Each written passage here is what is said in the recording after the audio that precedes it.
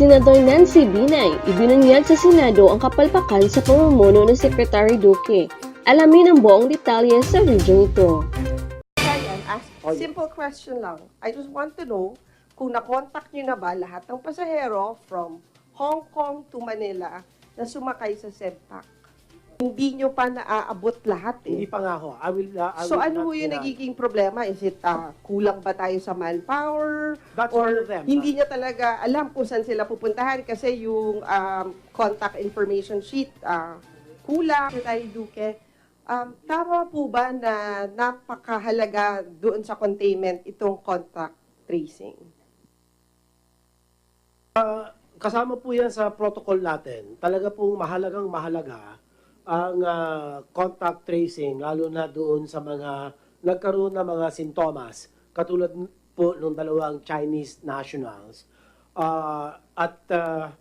Ito po ay ginagawa ng ating Epidemiology Bureau Surveillance Officers at meron po kaming report na ibabahagi sa inyo kung ilan na po ang kanilang naabot na mga pasahero o mga mamamayan sa mga iba't ibang lugar kung saan nakasalamuha o nakihalubili ang ating pong dalawang mga Chinese patients. Ano, yung isa nga po pumanaw, pero ganun pa man ay sa ngayon ang mga contact tracing na ginawa ay sa eroplano, sa hotels and resorts, hospitals. Secretary Duque, Yes, doon ho sa aeroplano, 100% na huban na natawagan yung mga nakasabay nila sa aeroplano? Hindi pa po, kasi ongoing pa rin yung ating contact tracing.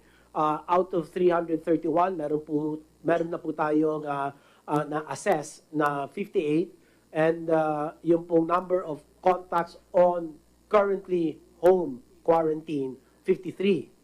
At number of symptomatic contacts, 5. So, we're currently admitted for isolation. 4 are admitted, but 1 unfortunately refused admission. So, this is something that we might want to look into the quarantine laws of the Philippines and see how we can further strengthen. There can be hopefully a legislative space to look into how we can strengthen the penal provisions of the quarantine law and ensure that those who refuse, they will be, I don't know what the term is, forcibly made to subject themselves to quarantine measures. Secretary Duque, Filipino ho itong ayaw magpa-quarantine? Hindi, I will have to look into that, Your Honor. I'm sure the EB, Epidemiology Bureau, has the more granular report on this. So yung iba naman hotel resorts, hospital, andito naman pati public vehicle, other venues 5, hotel resorts 41, etc. So we can give you the report, ma'am. Sige po. And then, nabanggit nyo ho kanina, di ba may namatay ho na isa?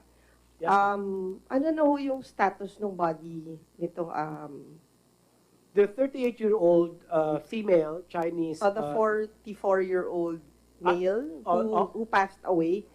Ano ho bang protocol natin pag namatay at may coronavirus? Ito ho ba i-cremate or do we send the body back na buo? Paano ho ba yung protocol? We are in coordination, or we have been in coordination with the Chinese embassy. And the guidance is for the body to be cremated. Unfortunately, the first groups that we were able to contact initially agreed, and this is within the community of the Chinese Chamber of Commerce, who initially said they would cremate and put the ash rather in the ash in the whatever crematory that they have, no? But unfortunately, they backed out. So now we're talking with a funeral parlor that has agreed to do that today. So I just have to get the latest the update on this, whether in fact this the body of this Chinese national has been cremated. So we'll give you the updates as well. Wala ho din batas that can compel DOH na yung mga crematoriums kailangan i-cremate nila kasi ilang araw na din ho ito. At hanggang ngayon, hindi pa rin ho siya nakakremate.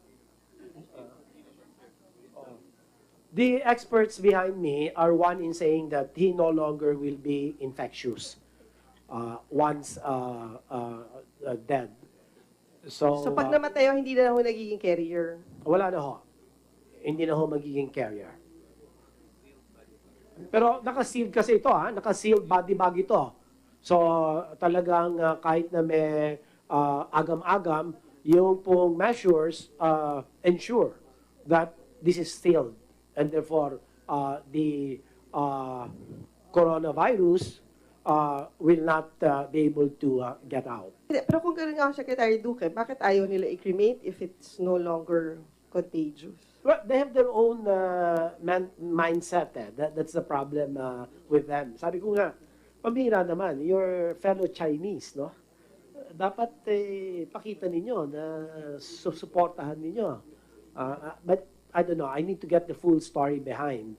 But it's very unfortunate to hear stories like this because it is at this time when they should, in fact, express more sense of patriotism for their fellow Chinese national. So I don't know. It could difficult to understand.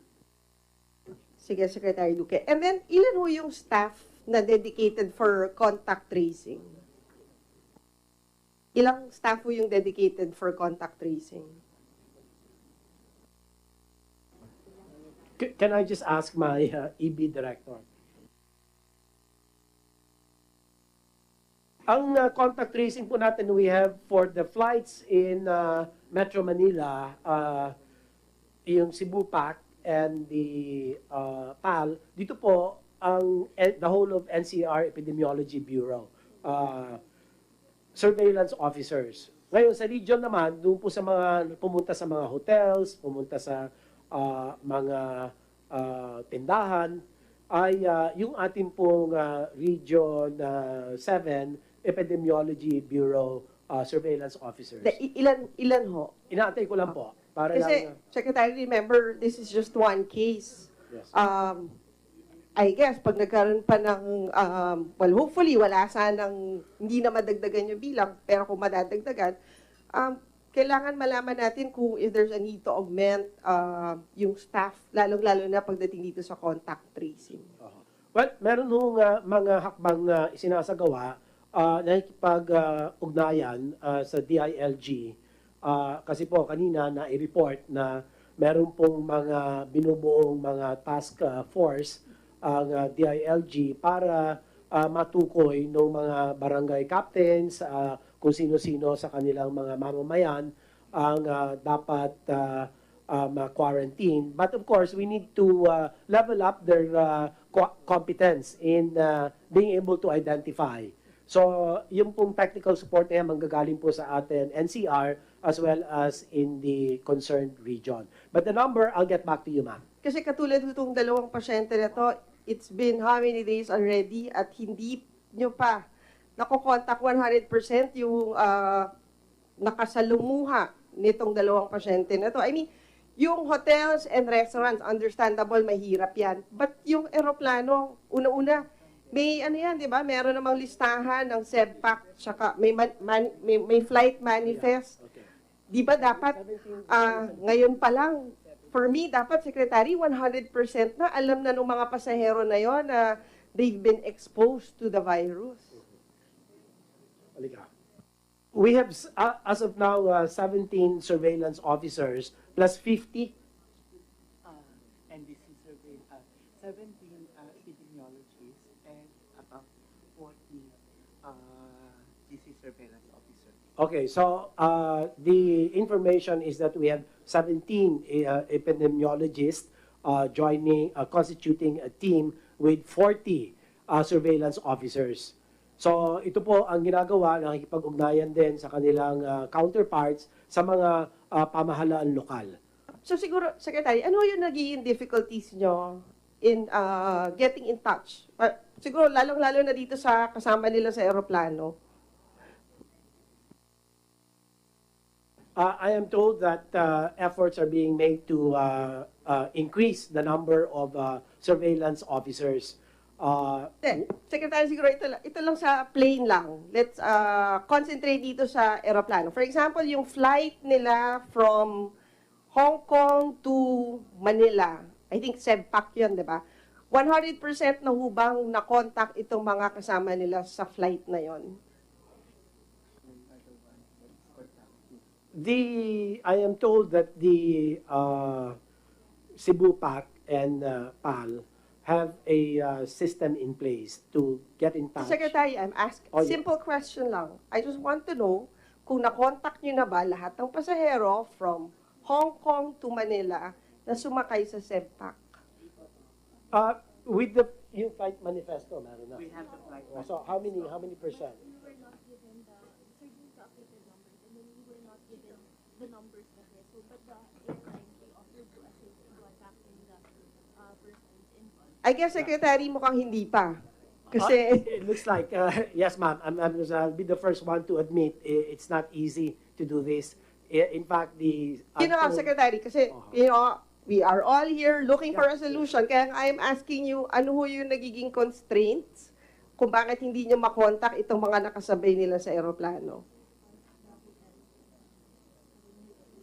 Baka hindi yun na nga hanggang ngayon, hindi pa rin alam ng mga nakasakay doon sa eroplano, nakasama pala nila. meron ho silang mga announcement na ginawa na, the flight number and the two airlines have already continuously shared this information so that those who actually were inside the planes would know that they have to follow the following But steps. apparently, Secretary, hindi nyo pa naaabot lahat Hindi pa nga ho. I So will ano ho not yung deny. nagiging problema? Is it kulang ba tayo sa manpower? That's one Or of them. hindi niya talaga alam kung saan sila pupuntahan kasi yung contact information sheet kulang? So, kasi may katulad nga ho, ng sinasabi, may passenger manifest ho tayo. In fact, pag foreigner kayo, meron pa tayong finifill up na form na ito yung address mo in the Philippines. Kung foreigner ka, pag local ka naman, more or less, I'm sure may database naman ng BI kung saan nakatira itong mga pasahero na ito. Kasi Secretary, ilang araw na ho eh. Oo. Yes, ma'am. Ang contacted 17% of a total of 331. 17%? Yes. Airlines are not sharing. Ito ha, baka pwede natin hong pagkaisahan ito. The airlines are not sharing contact details of the passengers. Okay? So, they're invoking confidentiality. So, ito po ang kailangan natin harapin. Can we get the, from CAB or CAAP? Yes, ma'am.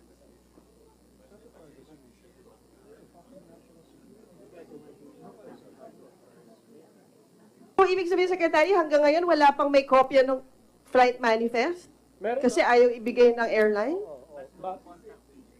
meron but no contact details. Redacted.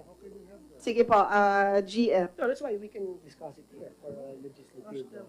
You mean to say foreigners enter? Thank you, Mr. Chairman, Your Honors. In my experience, the airlines would readily give this kind of information, especially under special circumstances like we have today.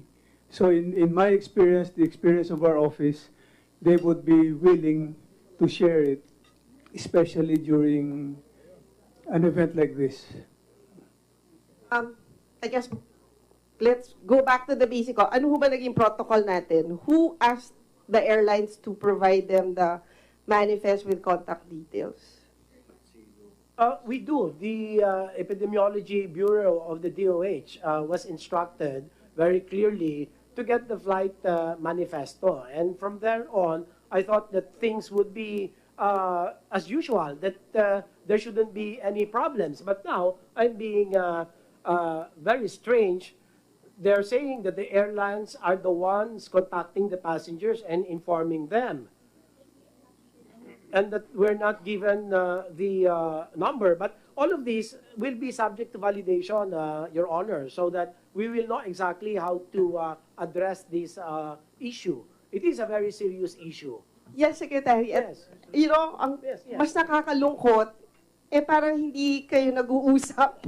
No. Di ba? I mean, di sana, Secretary Duque, you could have coordinated with CAAP or CAB na may ganito kayong difficulties na hinaharap ngayon. Because, di ba nga, katulad doon na sinabi nyo, napakahalaga netong contact tracing. But apparently, kulang na kulang tayo. At yan ang ating balita. Maraming salamat sa iyong pagsubaybay. Ito ang Balitang Express.